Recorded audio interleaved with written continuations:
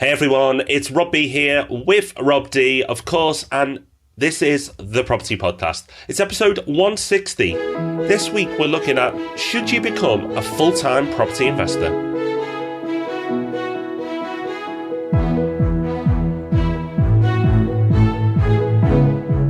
Yes, welcome to the Property Podcast. Thank you for joining us again this week. And Rob, I think we're both in quite a reflective mood today. Not this isn't going to be one of our kind of action-packed, right, here's 10 things you should do, boom, boom, boom kind of episodes. It's going to be more of like a kind of a general chat around this topic, because it's one of those questions that doesn't have a right answer, but it's got lots of interesting kind of implications and angles to it. So should be an interesting chat.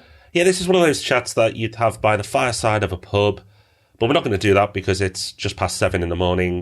So it's, but we're in two different places. So we'll stick to our coffees and we'll go on from there. But I'm sure it'll just be as good, but with probably less rants though. So before we get into the main business of the day, a couple of notes. First of all, today is Meetup Day. If you're listening to this on the day it comes out, I think we've got nearly 30 meetups around the country and beyond going on now. Really, they're really motoring along. More registrations this month than ever before as well. So if you're not yet booked onto a meetup, it's not too late. Go to thepropertyhub.net/meetups. You can see where your nearest event is and get your free place. And if you are going along, have a great time. Hope you really enjoy it. And don't worry, you won't be running into us because we're away. Yeah, and I'm sure that's got nothing to do with the registrations being their highest ever. Nothing at all. Rob and Rob are away, more people turn up. Interesting. But it's going really, really well. And as you can see, that's because not of Rob and I, but it's because of you turning up and our wonderful meetup leaders who do a fantastic job.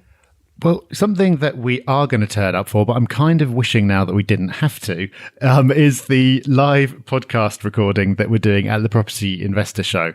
I was feeling quite excited about it, and then I've been speaking to a lot of people in the last week who say, "Oh yeah, I'm coming along to see the live podcast," and it's kind of sunk in that we're going to have 150 people staring at us while we do this. It's going to be interesting, but. The good news is it is only 150 people and all the advance tickets for the live podcast recording have now gone. That doesn't mean that your opportunity to see us destroy our careers is over, because there are going to be some tickets available, some places available on the day. So it's going to be like a kind of a first come, first served thing. So if you're coming along to the Property Investor Show, you can still come and see us do the podcast there. You can definitely come along to the meetup afterwards, which is going to be our biggest ever. Already had hundreds of registrations for that one. The place to go for all of that is thepropertyhub.net/show, and that will take you to the links to get your tickets. We'd love to see you there. We'd love to see you at all of it except the live podcast recording. Let's say that.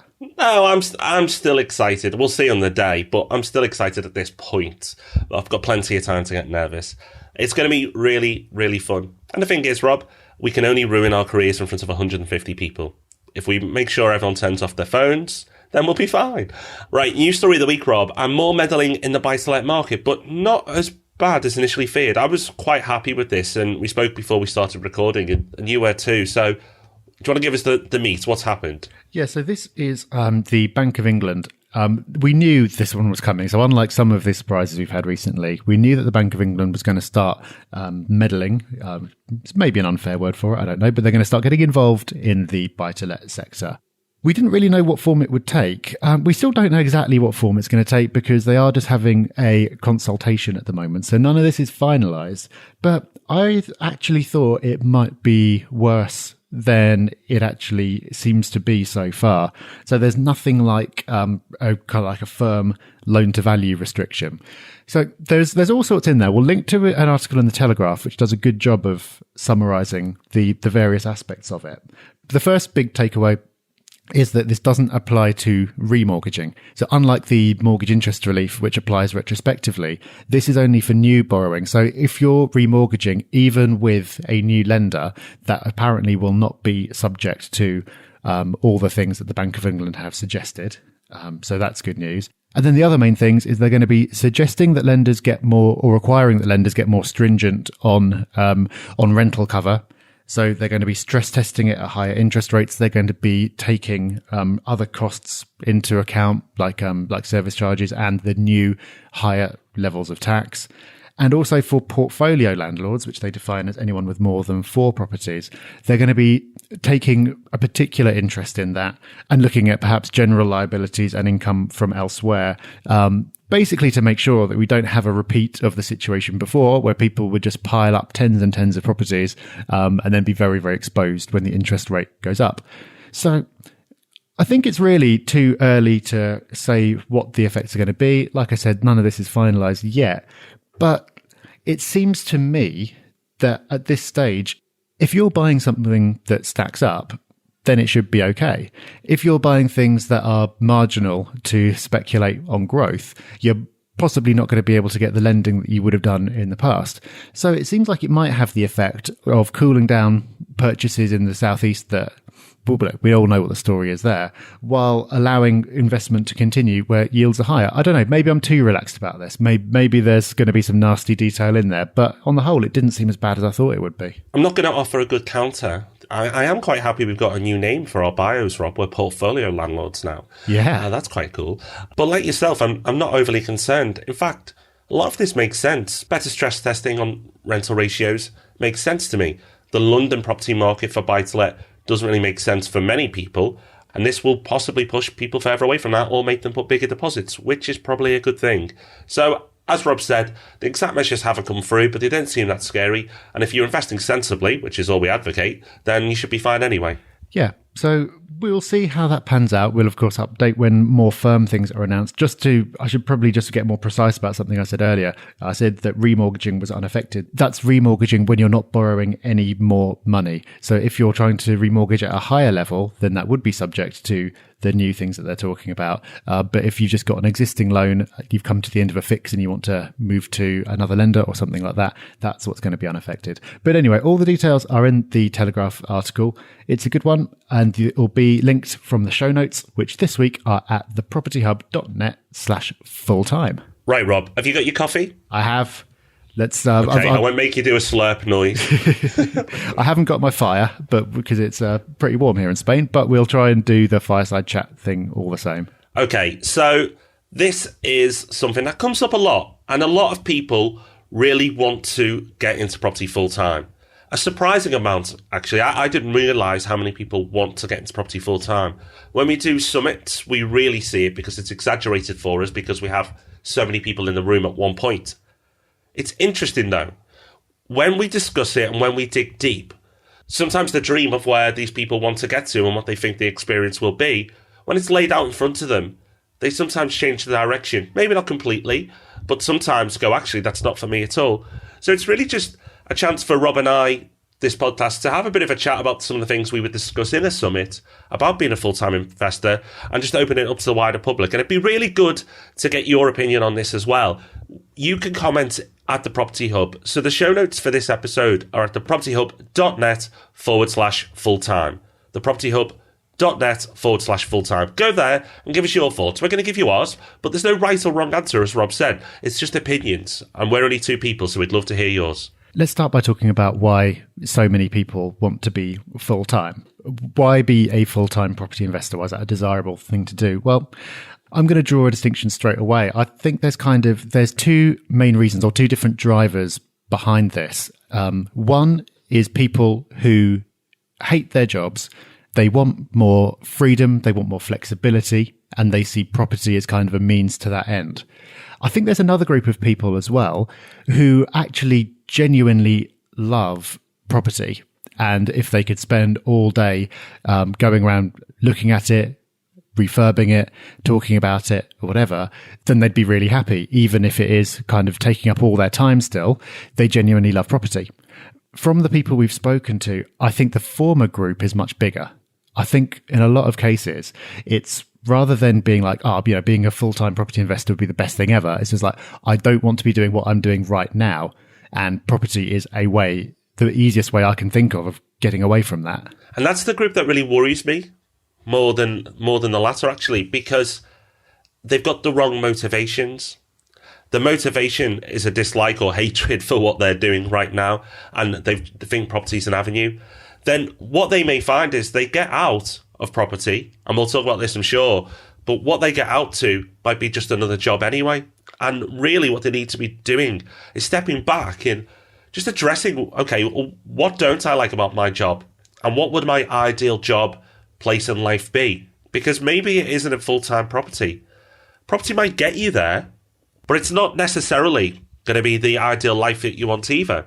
It may be slightly better than the job you hate, but for me, that's not a big enough motivation. And that really worries me when people are driven by a hatred or a dislike of their current circumstances to then try and replace it with something else that they think might be better. But for me, it doesn't quite sit right. Yeah, I agree. I think that I think we'll probably come on to talk about this later. I think there are potentially other ways of getting to the same thing, I totally understand. I think it's about freedom and flexibility a lot of the time. But I've spoken to a lot of people who say that they enjoy the challenge of their job. They're interested in what they do, but they just hate the fact that they have to get up at this time in the morning. They have to be in the office at this time. They only get a couple of weeks a year off. And it's that's kind of driving them away from that and into something else. And property is that something else in people's minds, but it's not necessarily the only thing. So I think looking at that motivation is really important because, we are super keen on property. Obviously, this is the 160th time we've spent our Friday morning talking about it, but that doesn't necessarily mean that everyone who thinks that they want to be a full-time landlord or full-time investor or whatever actually will enjoy the reality of it. It's going to be the best thing for them. Then moving on to the second group, the people who do the refurbs, the people who want to get into property just because they absolutely love it. That's fine with me, except the people that think they'll love it.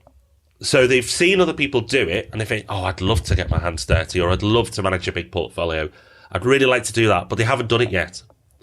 Again, you've got to be careful. Just because you see other people doing it who love it doesn't mean you will. This is not to stop everyone becoming full-time property investors. It's not at all. But we've both met people who started doing refurbs and hated it, or started managing huge portfolios and hated it, and it's just not been for them. They thought they'd love it, but when they've got there, they just haven't, and they've had to find an exit. Not necessarily giving up their portfolio. We'll talk about different ways you can approach it later. But if you haven't done it yet, you may love the idea, but the reality may not be as good as the idea. But for those people who've had a taste and really want to do more, I definitely get it. Yeah, and I think this brings in kind of like another distinction, like between full-time landlord and full-time in property. And they are different things. Because if you take like full-time landlord, to me, that implies you've got a large portfolio and you're on good days, you're just kind of sitting back and doing nothing, waiting for the rent to roll in. And on bad days, you're having to rush around fixing things, being at tenants' beck and call and so on. I know that's kind of like only just one vision of it, but that's kind of what I think when I think of full-time landlord. And by default, I think people kind of think, well, that's what's going to happen. It's like, well, I'm going to get to, I don't know, 20 properties or something. By that time, that the rent will give me all the income I need, and then I'll just stop and I'll live off the rental income. But then the lifestyle that comes with that isn't necessarily what people are going to want. It's either going to be really boring because you haven't got anything to do, or you're just going to spend all your time running around trying to sort of put out fires and juggle things. However, full-time in property doesn't have to look like that at all, because if you're in that second group and you really love property in and of itself, then you can do so much more than just kind of sitting and watching the rent come in. Absolutely. So what does a full-time property job look like? So not landlord, but property job. Well, it can take many guises. There's many approaches you can take. We've already mentioned refurbs. Let's start there. For many, if you want to adopt this strategy, you have no choice but to get into it full-time. You can do it in project management, but even then it's part-time. This is not a hands-off strategy. So the refurb strategy is a way that people go into it full-time. There are plenty of pros and cons to refurb, and we've covered them in some depth previously, so we're not going to go into that now. But that's probably, Rob, the most common approach. That's the one that people tend to think of when they think about being full-time in property. Yeah, I think it probably is. And that's going to be suitable for some people but not others. And it's not the only way of doing it. Like there are, for example, there's HMOs as well. So you could just have a number of HMO properties and managing those, running those, setting them up in the first place, dealing with tenant turnover and stuff. That is a full-time property job. It can be for some people. It doesn't have to be. There are other ways of managing an HMO portfolio, but for some people, that is a full-time property job. But then in addition to that, there are all kinds of things that wouldn't really be classified as property investment, but are property related businesses. So there's sourcing, for example. There's lettings. There's sort of setting up an agency to manage your own portfolio and then taking on properties for others as well. There's all sorts you can do using your property knowledge that isn't just investing, like using your own cash to buy properties and then leaving them to run or doing refurbs of your own. There is probably a lot more scope than people think. And if you do genuinely love property and you're excited by spending all your days kind of going around looking at it, talking about it, thinking about it, then there's absolutely loads that you could do. Now, that's very different from the dream that some people will have. Some people just kind of want the income to come in so they can go off and do something else. None of those things would meet that criteria up until you get to the point where you've built a business to the point where someone else can run it. But they are options. So I think this whole topic is broader than it first seems when you consider all the options that there are. And that's essentially what we do, Rob. We are full-time in property, but through property businesses. We are not full-time landlords. We are completely hands-off with our portfolio. So you can become full-time in property, but not through the immediate traditional routes that you think of. And being full-time in property and earning an income through different methods and different means has more advantages as well when it comes to things like lending, because of course you have additional incomes and are seen to have a job. But managing a portfolio, even though it is a job and you'll be working full-time, can present mortgage issues. If you are a full-time landlord, then getting mortgages to advance that portfolio is possible, but you have to jump through so many more hoops, and it is so much more challenging to achieve that you may start to get disheartened. Lending isn't easy generally, but it's even harder if you're not seen to be working. And trust me, you will be working, just that the bank's definition of working will not be met. Yeah, and I think this is a hurdle that a lot of people are thinking about. This comes up a lot on summits. That I want to be full-time, but when if I quit my job to go full-time, then I've got an amount of money saved up that I can use. But as soon as I quit, then I'm going to really struggle to get mortgages. So what do I do? And it is a real dilemma, especially if you're in the first group we talked about, basically where you just want to have the rental income and that's it, because you'll still have that rental income. But when you get to the point of just kind of sitting back and saying, right, I'm done, then you're going to struggle to refinance in the future and you're going to struggle to raise finance potentially. Not necessarily. There are ways around it, as you said, Rob, but it does get a bit more challenging. Whereas if you're able to generate an income from property related activities, then you can get around that and keep developing your own portfolio. But if you don't approach it in the right way and you don't think about that, then that can really trip people up. I've seen it happen before. People get all excited, like they'll buy their first property or two. They'll be like, "Oh, this is brilliant, loving this. I've got equity in my home or whatever. Let's pull that out and let's go full time." And then it's like, actually, I'm a little bit stuck now because the lack of financing has put the brakes on things. So let's have a look at what options you have. Particularly that first group, the people who hate what they do or dislike it heavily. You know, you might not hate it, but you just want to get out. You want a bit of freedom. You can still invest in property. This is not the Don't Invest in Property podcast. We love property. You can do wonderful things with it, but you might want to tweak your approach. And that approach might be use property to buy your freedom, but then fill your time with your real passion. You don't have to fill it with property. You can build a portfolio and have it fully managed and then have lots of free time. Now, you may think you want to retire early, and as Rob said, you may get bored. But maybe you won't. That's fine. But you may have a bigger passion. You may love something that is really low paid and the hours aren't great, but you want to do it, but you can't because it doesn't pay enough. Well, by getting your freedom through property, you can achieve that. So get really passionate about your why. What's going to motivate you to do this? Why are you doing it? To become a full-time property investor or landlord just because you don't like what you're doing now? Personally, I think you've got less chance of succeeding because your why isn't there. The motivation isn't there. I think you need a bigger why, and then use property to get you there. Use property as a tool. It's a fantastic tool, and if used correctly, it can free you up. It can buy your freedom. But I really do think you need to focus on a positive outcome and a positive reason for investing rather than escaping a negative one. Yeah, I completely agree. I think it involves being quite honest with yourself. Is property something that is a positive thing? I'm drawn towards it. This is what I want to spend all my time doing. Or is it more of a means to an end? And yeah, like you say, if it is just a means to an end, you're unlikely to find the fulfillment you want, and you're less likely to be successful at it. And I see the same kind of thing in other areas as well, because I've written a few books, and so through doing that, I've kind of got involved in some kind of author communities and met lots of writers. And it's exactly the same thing that you see in property, actually. It's a lot of people have this dream of being a full-time writer. And their motivations for that are different. Like, some people love writing, and if they could spend their days just doing that, then they'd be so happy. And there are other people who are just like, well, at the moment I have to go to the office every day. I hate it. Wouldn't it be amazing if I had enough royalties coming in from my books that I didn't have to do that anymore?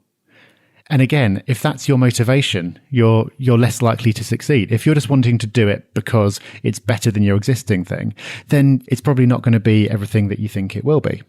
I think another kind of way of looking at this as well, maybe sort of like a halfway house in a way, is sort of the concept of property as a safety net.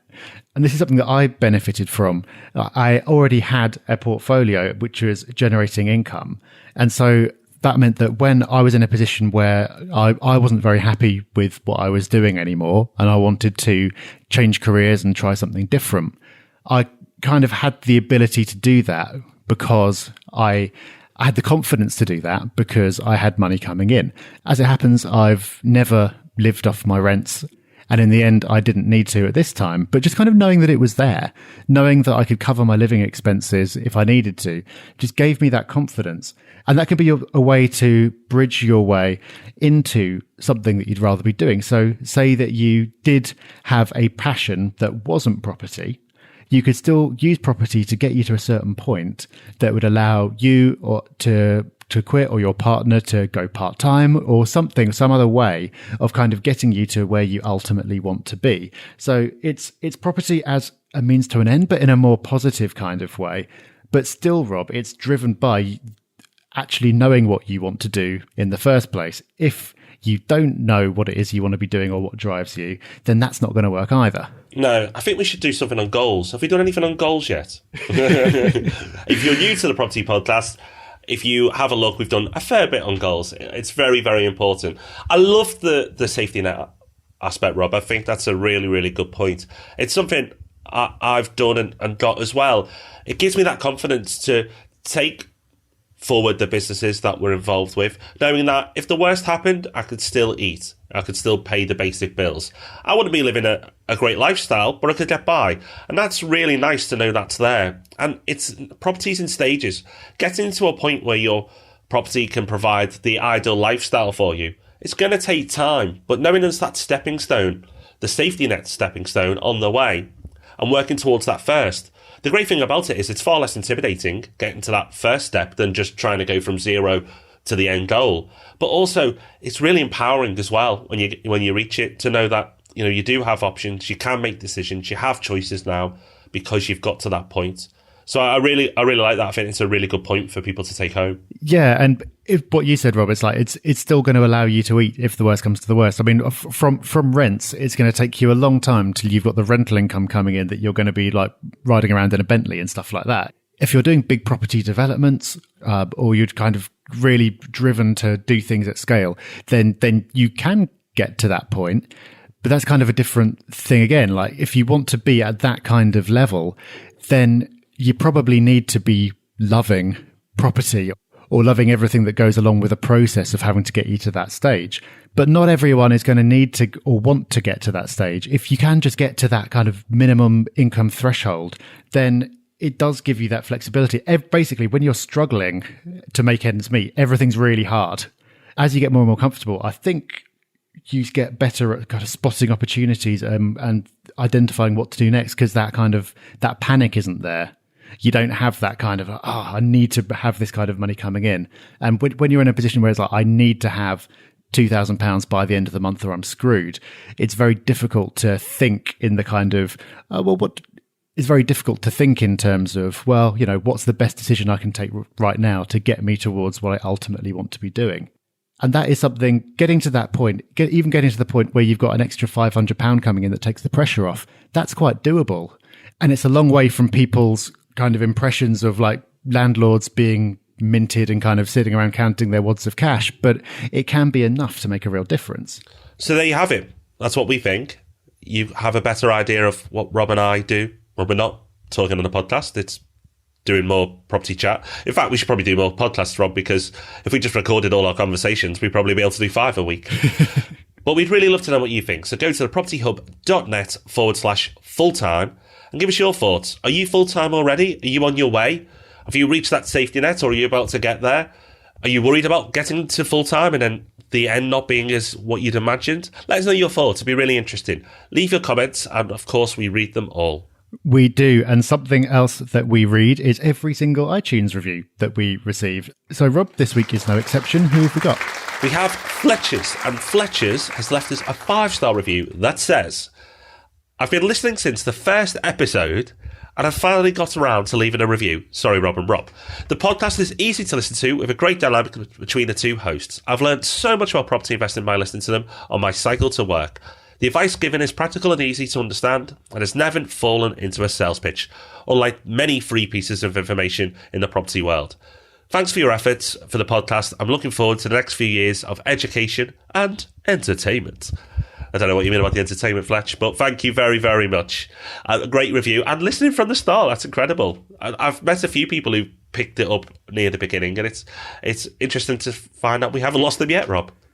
Yeah, it's great. Thank you so much. It's brilliant to know that people have been with us for 3 years now, more than 3 years, which is absolutely brilliant. So if you have been listening for a while, or even just a couple of weeks, and you haven't got round to leaving us an iTunes review yet, please do. It makes us happy, and we'll read it out on the show.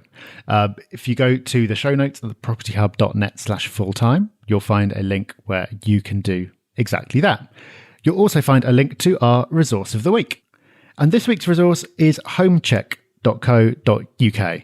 And we've had a few things like this, Rob. It's another of these things where you put in the postcode and it gives you information about that area. It's quite similar to others that we've had in the past, but it does pull together a lot of interesting/useful information.